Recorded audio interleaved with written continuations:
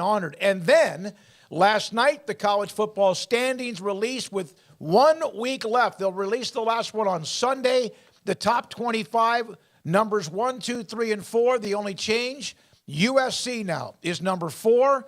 They move in. Ohio State drops from, I think, 2 to 5. And TCU up another notch at number 3. And it looks like to me this is a 5-team race, barring something crazy, between Georgia, Michigan, TCU, and USC. Ohio State needs a loss in front of them, and even then, you don't know if that would be enough, depending on who it would be. And Alabama would need, like, they're on fumes because of the 2 losses, no matter how, because Ohio State would have 1 loss to a team that you think will end up winning the Big Ten title in their game against Purdue, but you never know. We've seen conference championship games screw up the national championship picture before. Yeah, and it is. I mean, and we don't know what's going to happen, but Georgia, is going to be heavily favored to beat LSU, especially if Jaden Daniels doesn't play or is limited in that game with the injury. Michigan is going to be very heavily favored over Purdue in that game, and TCU and USC have dogfights on their hands with teams they've already seen this year and had dogfights with. So maybe TCU's toughest game was probably Baylor because they had to win at the last second. But outside of that one, Kansas State probably gave them the most trouble top to bottom, right? Who's that? TCU. Yeah. No, they were up 28-10 yeah. in that game. But again, TCU, like a snake, man, you got to cut their head off. And that's in a positive, complimentary way. And they even came back from 28-10 down. Well, I think there were some interesting things. The Alabama-Tennessee argument, for one. Alabama being at 6, Tennessee being at 7, despite the fact Tennessee beat them. I get Tennessee lost to South Carolina. So if you want, I don't care that much to debate that, quite frankly. But that is one of those things that jumps out to you. Is them being paired right next to each other, and the team in front is the team that lost to the one right behind them. That just, I don't know. I get those. South Carolina lost, what have you. I think Clemson's too high at number 9 at this point. And, I think there's a lot of this rearranging to make conference championship games look sexy is basically what you see. And I'm tired of this. I'm really tired of the playoff show. The playoff show the last 3 weeks. is such theater, and it's such a arranging of the deck chairs to make every game spicy. Now TCU and K-State's, 3 versus 10, and that'll look good on the board, and the graphic and whatnot, and then the way it's situated with some others as well. What was the big bugaboo out of the Pac-12? Washington and Oregon, I think it was it not? There was something about nothing changed over the weekend involving the teams in the Pac-12 other than obviously Oregon lost, USC won, but there was something that the Corrigan mentioned among the Pac-12 teams, and yet what he was discussing was what happened 2 weeks ago and why they then positioned teams for this week. Got kind of caught, huh? Yeah. But again, and look, Boo Corrigan has the most impossible job out there. Could have said no. Yeah. And but they and I get it, and I'm not trying to advocate for him, but the problem is they need to address that fact that the person we send out here is going to have to answer very specific questions about scenarios to ultimately translate his, hey, we're splitting hairs here. I'm just trying to look for anything I can say to make it make sense. But at the end of it, we just feel this is better. Well, there was an article yesterday that I sent to both of you, and if you haven't read it, and if you're a subscriber of theathletic.com, it's an article of behind the scenes from the first year when Jeff Long was the one up in front of people, eventually Kirby Hocutt at Tech and others, and how they have how it works and how they disagree and how they have to get in front of people. And it's not an easy job, but that doesn't excuse them for trying to pull the curtains over your eyes. So that was something. But Craig, you were talking about that. I saw some argument among Pac-12. Oregon in the latest polls 15, Oregon 16, Oregon State's 15. Utah's 11. No, it had to do with Utah and Washington. The fact that Washington was ahead of Utah by a spot, and now Utah's ahead of Washington. What did those two teams just do? They both won. Yeah, but who did they beat? Yeah. Washington had a really nice win. Utah beat Colorado. Yeah. Utah beat Colorado. Colorado is probably one of, if not the worst. Top 5 worst teams. Easily. Yeah. Top 5 worst team right now in America in Division I college football. Bar none. And And Washington, meanwhile, so Utah beats the pants off Colorado. Guess who hasn't beat the pants off Colorado? Everybody's beating the pants off Colorado. They suck. I mean, they do. They're awful. And so they get a bump for beating Colorado and jump Washington, who just beat Washington freaking State, who is pretty dang good.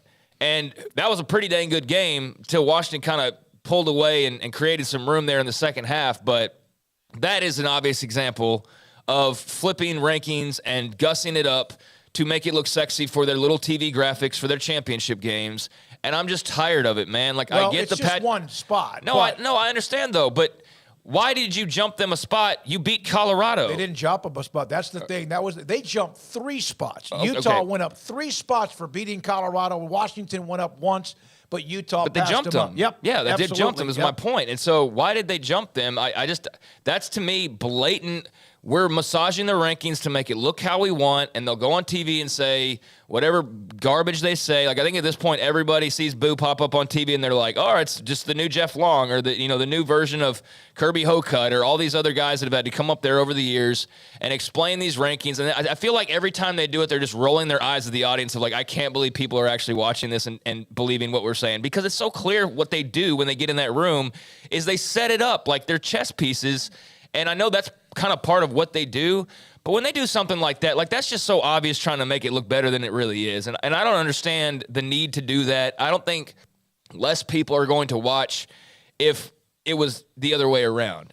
Like, I don't know. Like, it's not like they're going to be unranked, but coming off of those 2 games, to have it set up like that to where Utah's now in front for beating Colorado. Well, here's the thing. If you wouldn't have brought up the numbers, their ranking numbers, I would never have thought about that before they played the game with USC. So I'm not paying attention to it. It's not like it's a top 5 matchup. So I But they don't think people pay attention. And if they just do what they want, and even for the people who do and call them out on it, they just still go about doing what they want. But it's just so obvious. It's such a TV product, and I can't stand it, man. I love the idea of it, but every year I just go up to the TV screen and roll my eyes when these shows come on because it's just such BS. I didn't watch it, yeah. Total BS. I didn't watch it, but I know it's important, and I know if you're TCU, you wanted to make sure that you didn't get screwed because that's happened to TCU and Baylor in 14.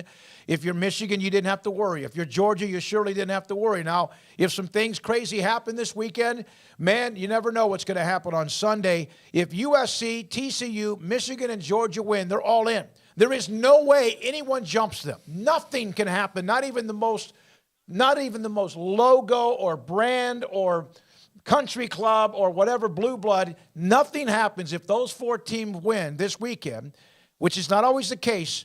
And of course, USC plays on Friday, and in their game in the Pac-12 championship against Utah. All right. I do want to say, hey, TCU, like, we needed to pay much attention to them because of just the way they were situated. And, yeah, it does look like they could get in regardless of result. I think they should get in regardless of result so long as it's not a blowout.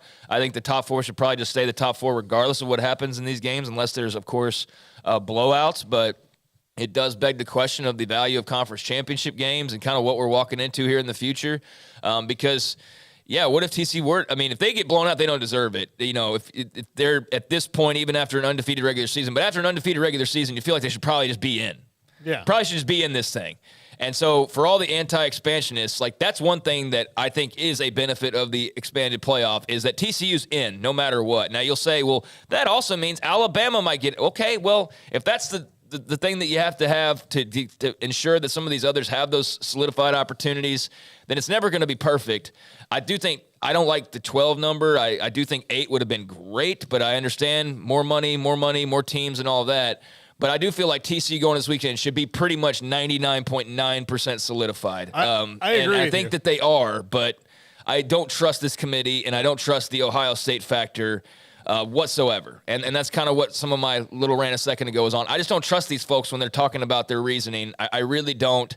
And they kind of talk out of both sides of their mouth at times. I understand it's a difficult job, but when you see the little massaging, that's when all my trust goes out the window. So I think TCU's in regardless, but you better play a close game at worst. Yeah, and I do think that conference championships will make more sense when it comes to seeding for the playoffs. So, like, when you're trying to determine who are those top seeds that are getting the bye and who else, then a conference championship game carries more weight and shouldn't spoil a good season. Like, if you have a Oklahoma, Kansas State situation. Right. You know, it doesn't look, it means that Kansas State's going to get into the playoff because they won the Big 12, and that Oklahoma's going to not be one of the top 4 seeds because they didn't win it, but they're still in. And you don't have to go, well, you know, the worst game they possibly had. This seems to be the most no-brainer ever, but then again, you never know because Utah beat USC earlier in that crazy going for 2 and made it.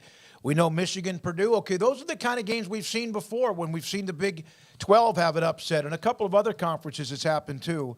Georgia, you would think no matter what, and I agree, this seems to be 1, 2, 3, 4. If it was Georgia, Michigan, TCU, USC, and I don't know, somebody besides the name of Ohio State and Alabama lurking right behind you, it might be something where you could breathe a little bit. Just go take care of your business. That's what TCU's done, and that doesn't mean we don't want K-State to play well and have one hell of a game at AT&T Stadium in Arlington. No, it has nothing to do with that. It has to do with the fact that TCU should be in regardless of what happens unless they get blown out. I would say the one team that does have to play carefully is USC. I don't think that they're just automatically in no matter what. They have to win this weekend to be in the college football playoff. I don't know that that's the case with TCU, and I know that's not the case with, obviously Georgia. All right, KD Davis in North Texas play for the Sun Belt Championship.